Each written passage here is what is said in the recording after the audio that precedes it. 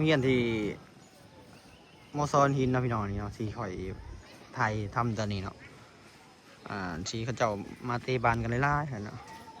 เล่นเดือนบานก็เป็นโรงเรียนอีกหลังหนึ่งเนาะที่ไก่เคยเรียนอยู่นี่เนาะอันนี้คือโรงเรียนมอซอนหินเนาะพี่น้องโรงเรียนหลังเก่าที่ไก่เคยเขานี่เด้อีหลังเก่าอันนี้ก็ตั้งเพื่อมอสี่เนาะทุก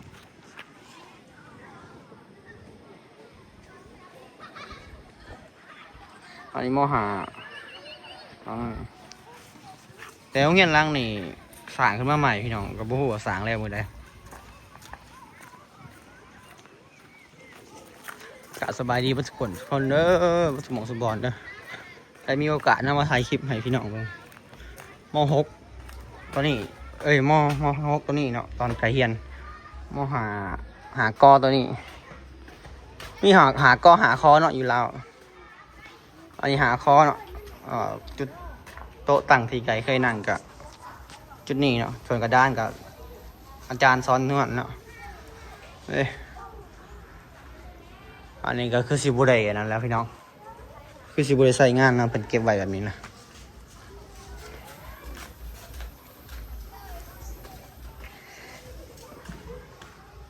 เขามาเห็นของที่ไกลเคยเห็นภาพเก่าๆเนาะที่เคยหนังเคยเฮียนเนาะเคยหนังเคยเฮียนอยู่นี่เคยคิดเห็นภาพเก่าเลยพี่น้องนะคิดเห็นเลยเขามาเห็นนะแต่ก็เป็นค่อยๆในลูกก็ค่อยๆในบุหุยเนาะก็คิดฮอดอยู่พี่น้องเนาะคิดฮอดความเก่าความหลังหมู่เพื่อนครูอาจารย์เนาะมีหันค่ะคล้าย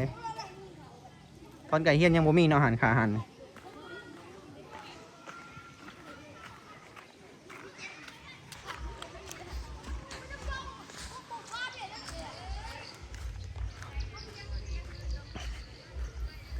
แต่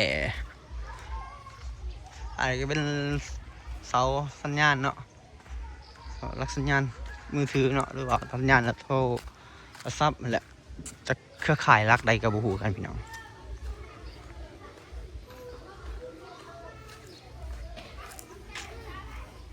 พวกเฮียนหลังนี่นะยังบ่มีเนาะตอนไก่มาเฮียนนะพี่น้องอาจจะเป็นประถมวะอาจจะเป็นประถม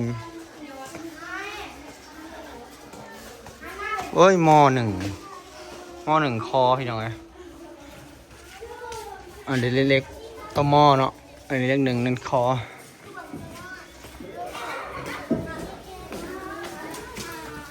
ม.1กออันนี้ห้องเฮียนห้องนี้ห้องใดครับห้องใดหาห้องใดฮะม.7ทั้งนั้นบ่ม.1ม.1ห้องม.7ทุกเจ้าอยู่ห้องไหนนี่ม.1วะนี่ป.5เอาป.5มาเล่นที่บ่มาเซ็งจะมาเซ็งสิเนาะจุดนี้จุดเซ็งเนาะพี่น้องเนาะม.2ม.3ม.1ก็เขาจะมาเซ็งพี่น้อยเซ็งจับสั่นป.5ที่ไก่เดินลงมาตอนนี้ก็คือผ้าแบ่งเนาะพายแบ่งมาเซ็งกันเลยพี่น้องมาเซ็งจับสั่นป.5ก็คืออยู่ฝั่งลาวเนาะก็คือจบประถมก็คือจบสั่นป.5แล้วก็ขึ้นม.1เลยพี่น้องเนาะตัดจบสั่นป.5บ่คืออยู่ฝั่งไทยเนาะฝั่งไทยก็สิเป็นป.6เนาะประถมจบสั่นป.6ก่อนจบสั่นป.6จึงขึ้นม.1แต่อยู่ฝั่งลาวก็ฮอดจบมัธยมกับม.7ได้พี่น้องก็ว่าไปคลิปก่อนก็ว่ากันเนาะตอนนี้คลิปก่อนก็ว่าแล้วฮอดม.7อยู่ฝั่งลาวแต่อยู่ฝั่งไทยจบม.6แล้วก็คือไปต่อปวสเลยเนาะไก่ก็หูมาซ้ำนี่เนาะพี่น้องเนาะไก่ก็หูมาซ้ำนี่นี่นักเขียนพวกนี้มาเซ็งเบิดพี่น้อง มเซ็งปหาเซ็งจบสันปหาอันนี้รถที่เห็นนี่ก็คือรถพ่อแม่ประชาชนเนาะพ่อแม่นักเรียนเนาะพ่อแม่นักเรียนมาพาลูกมาเซ็งมาร่วมมื้อนี้บ่ได้มาเซ็งมื้อนี้มาร่วมแล้วมื้ออื่นกับมื้อฮื้อเนาะเซ็งทงเซ็งตัวจริงเนาะนี่พี่น้อง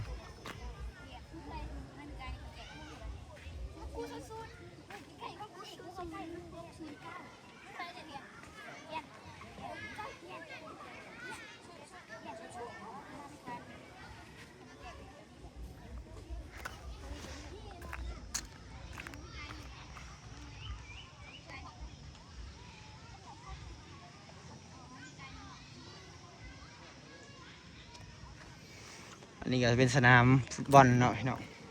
คนไทยเอิ้นคนลาวเขาเอิ้นสนามบ้านที่เขาเจ้ามีงานประจำปีภาษาเดินทินเขาเจ้าแข่งกีฬากับมาแข่งอยู่นี่แหละพี่น้อง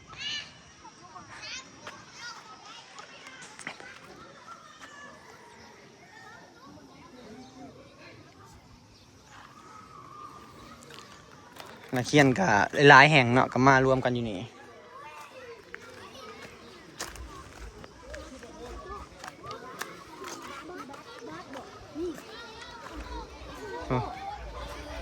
แม่นเบิดแล้วพี่น้อง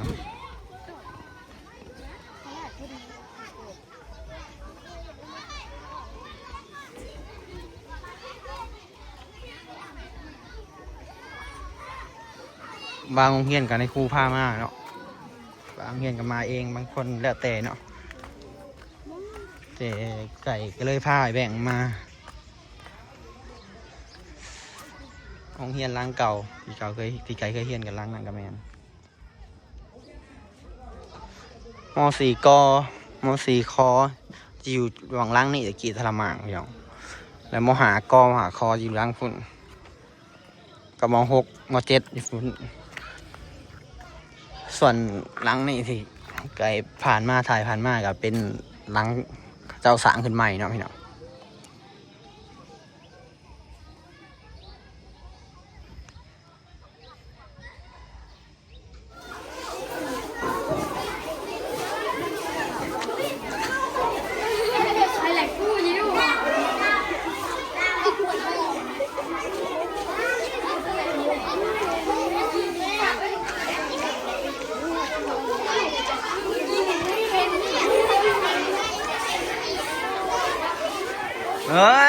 จำสื่อตัวเองอีกเป็นคนละบาดโอ้อีกแอบเบิ่งเพิ่นน้องใช่ละสื่อคนละบาด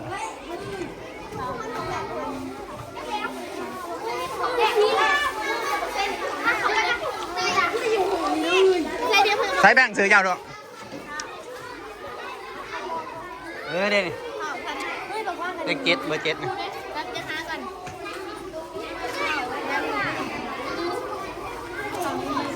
วงศักดาสุกลวัฒน์วงศักดา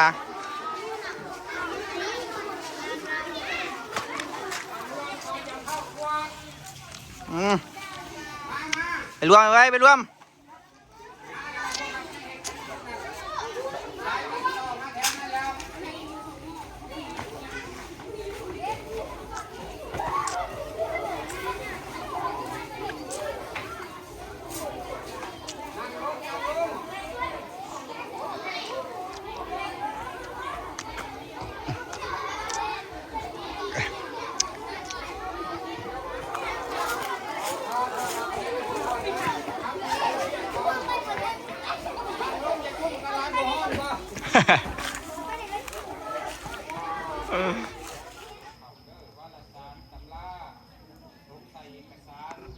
เพื่อนกำลังอ่านกฎระเบียบพี่น้องกฎระเบียบตอนสอบเซ็ง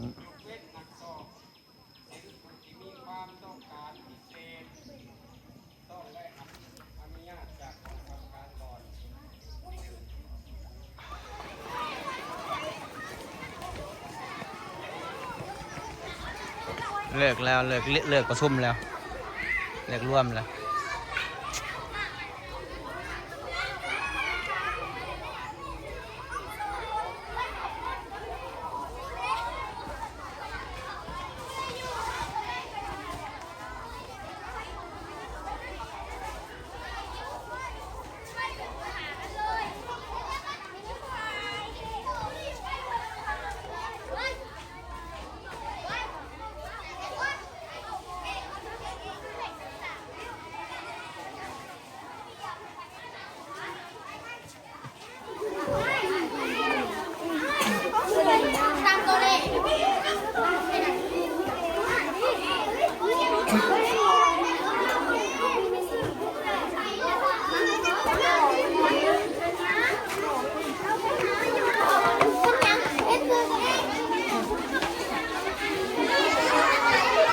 จะอยู่ห้องไหนโล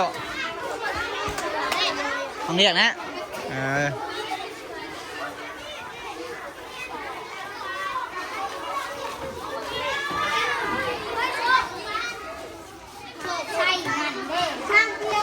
อ้วนเห็นสื่อตัวเองแล้ว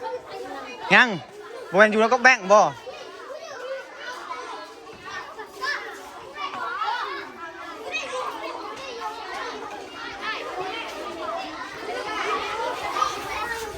นี่ของไพ่ของมันเราลายสื่อติดอยู่ในนี่นะพี่น้องโอ้คือประมาณ20 คน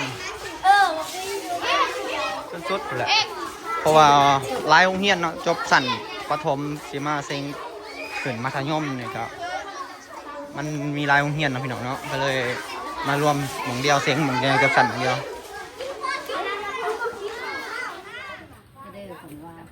มาซื้อในกินต่อให้ลูกโอ้ยชงเท่าไรนี่9 บาท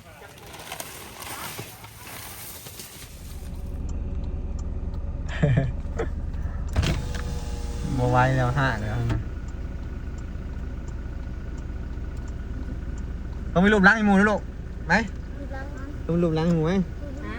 ล้างให้เชียวเนี่ยขอทานเนี่ยปันกันด้วยนะ